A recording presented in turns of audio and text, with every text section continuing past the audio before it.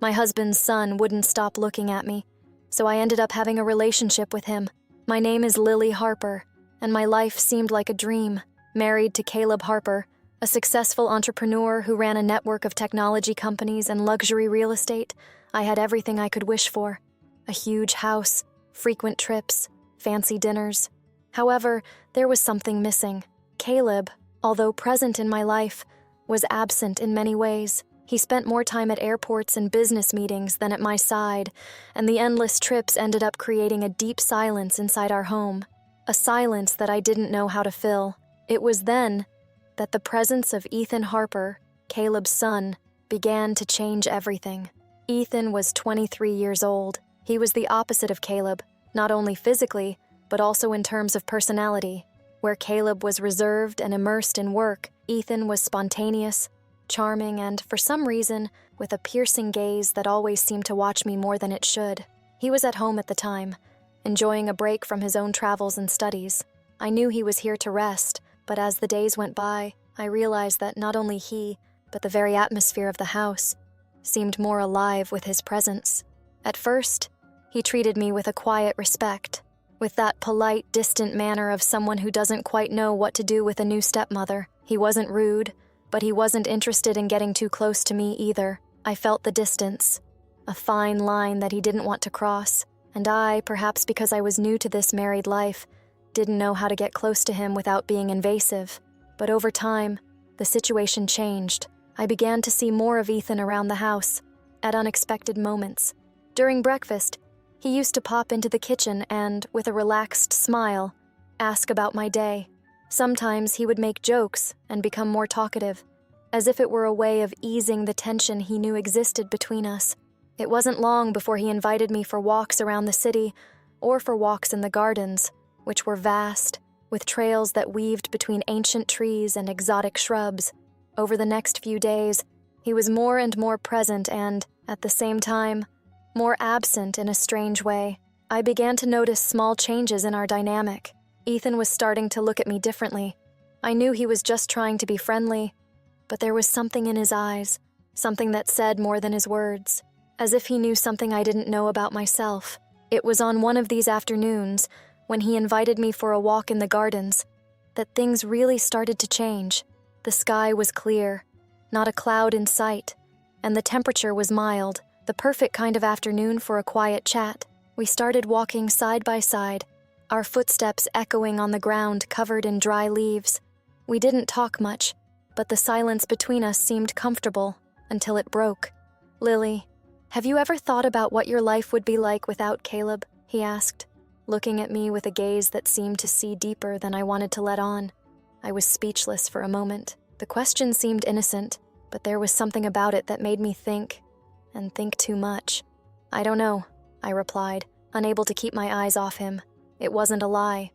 I didn't know. Caleb was always so present, but always so absent. I had never known what it was really like to live without him, and, as much as I tried to deny it, I realized that, somehow, Ethan was becoming an important part of my life, more than I could justify. He smiled softly, as if he knew something I didn't yet understand, and at that moment, I realized that something had changed, but I didn't know exactly what. All I knew was that the emptiness inside me was beginning to fill, but not in the way I had expected. The house in Silver Ridge looked different now, no longer the silent refuge where I wandered alone, but a pulsating scene of tension and unspoken expectations. Caleb still traveled constantly, more than ever, on business trips that he insisted on calling necessary, and as he distanced himself, Ethan drew closer. He seemed to be everywhere. In the kitchen when I cooked breakfast, in the living room while I read, in the library when I sought distraction. It was as if he was constantly near me, not with the intention of bothering me, but in a subtle way, like a silent presence that couldn't be ignored. Silver Ridge, with its quiet streets and wooden houses that lined up along the hills, always had an air of disconcerting peace. The tall, ancient trees that surrounded our property gave the feeling that we were in a time capsule. It was a small town, where everyone knew everyone, but our house, at the top of the hill, seemed isolated, like an island in a sea of green. The wind that often blew through the trees seemed to whisper secrets, and the rustling of the leaves on quiet afternoons seemed to draw attention to a place inside me that I didn't know existed. It was on one of these summer afternoons, when the house was bathed in the golden light of the setting sun, that our hitherto subtle relationship took a bolder turn. I was on the balcony, watching the sunset, when he appeared, as he always did, unannounced. His presence was like a shadow stretching out beside me. "Lily," he said, his voice soft, as if he was searching for something in the words. He was wearing a simple shirt in a light blue shade that highlighted his eyes. The way he approached me, unhurriedly, made me realize that he didn't just want a casual chat. "Ethan," I replied, trying to sound normal, although my heart was beating faster than I wanted to admit. Something was different in the air, something I couldn't identify. Maybe it was the way he looked at me, as if everything that was happening between us had finally become clear. He sat down next to me in the rocking chair, the soft sound of the wood moving back and forth filling the silence between us. I didn't know what to expect. The sun was setting behind us, dyeing the sky shades of pink and orange, while the light breeze made the leaves on the trees move in a calm rhythm. The scenery was so perfect, so peaceful, that it seemed almost unreal, like a movie, while at the same time my stomach churned. "Have you been thinking a lot about what I said the other day?" Ethan asked, breaking the silence. His tone was light, but there was something else behind his voice, something that wasn't visible at first glance. He looked at me with an intensity I wasn't prepared to face. I felt a lump form in my throat. Yes, I had thought. I thought about Ethan more than I should have. He was always present in my thoughts, at unexpected moments, like a thought that came and went, but that I could no longer ignore. Yes, I had thought about my life without Caleb, about what it would be like if everything were different. And more than that, I was starting to think about Ethan in a way I shouldn't have. He was Caleb's son, and none of that made sense. But at the same time, something inside me seemed to be asking for things to go down this twisted path. "I think we're all somehow looking for something we haven't found yet," I replied, trying to hide the confusion that dominated my mind. I didn't know what he wanted, or what I wanted, but it was impossible to ignore the growing tension between us. He didn't reply immediately. Instead, he stood up slowly and walked to the balcony ledge, looking out at the horizon. The wind ruffled his hair, and the late afternoon light reflected in his eyes in a way that made me want to understand what he was thinking. But I didn't dare ask. "Do you know what I think about this?" said Ethan, turning to face me. His gaze was fixed on mine, and the tone of his voice had a confidence that made me feel vulnerable. It was as if he already knew everything about me, more than I knew about myself. I didn't know what to say. I wanted to say something, but the words got lost in my throat. It was as if the air around us was getting too thick to breathe. And then he stepped forward, with a look that suggested something that couldn't be undone. There was no longer any way of ignoring what was happening between us. The silence that followed was heavy, and I felt my heart beat faster as he drew closer. The distance between us became smaller and smaller, until there was no more room to run away. It was at that moment, in the soft twilight of Silver Ridge, that what was forming between us, in a subtle and silent way, became a reality. He was very close now. I could feel the warmth of his body, the soft smell of his perfume mixed with the fresh afternoon air. There were no more words. What was between us no longer needed to be said, and then our lips met. It was an unexpected kiss, gentle, but full of an intensity I didn't know could exist. The moment he touched me, something inside me broke. It wasn't just desire. It was something more complex, deeper. It was the feeling that perhaps I was exactly where I wasn't supposed to be, but somehow I couldn't go back. As we walked away, our eyes met, and for a second, the whole world seemed to stop. The sky still tinged with orange, the wind that continued to blow gently. Nothing else seemed to matter. What was done, and deep down, I knew that from that moment on, nothing would ever be the same again. The Silver Ridge house was never the same after that day. The sunset continued to color the sky with its golden and ruddy palette, and the afternoons were still quiet, as they had always been. But beneath all that serenity, something had changed. Something between Ethan and me. something deep and invisible that couldn't be ignored, couldn't be put back.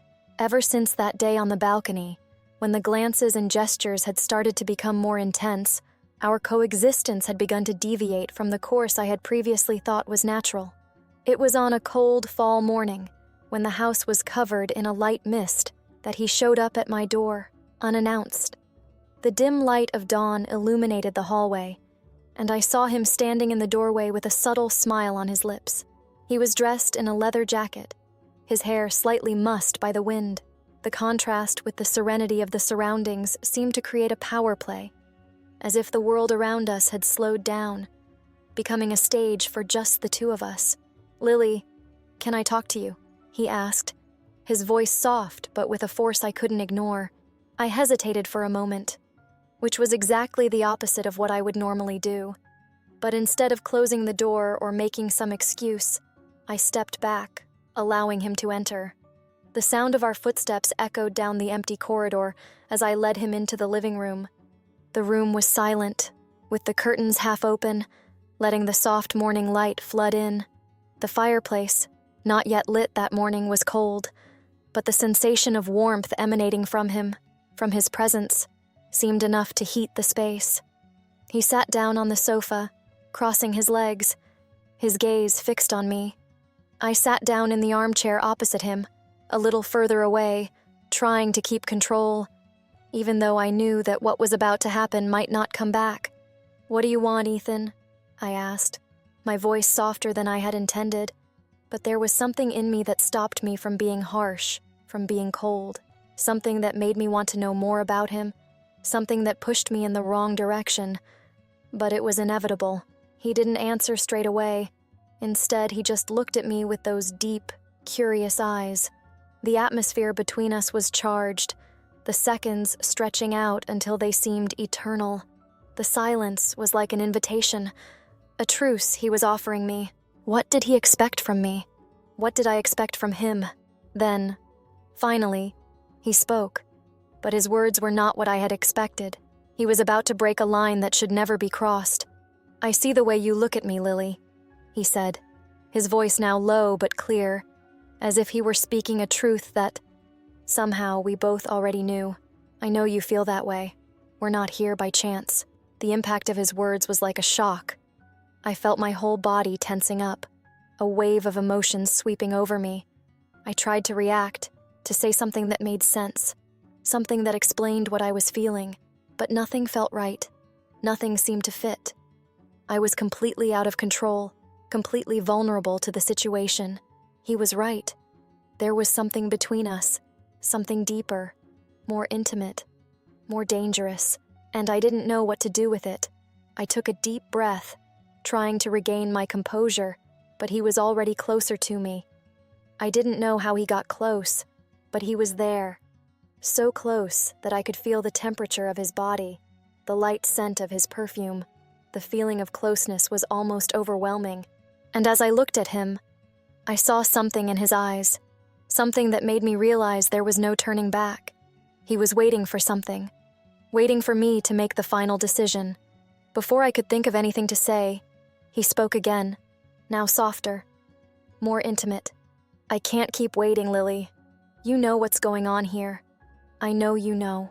His hand moved to my arm, the lightness of the touch making my body shiver. "We can't deny it any longer." I closed my eyes for a moment, confusion and desire mixing in my chest. I knew it shouldn't happen, that it was wrong in every way, but at the same time, the desire for him was growing inside me, uncontrollable, like a flame that could no longer be extinguished. All I knew was that, at that moment, something in me was about to give way. I was about to give in.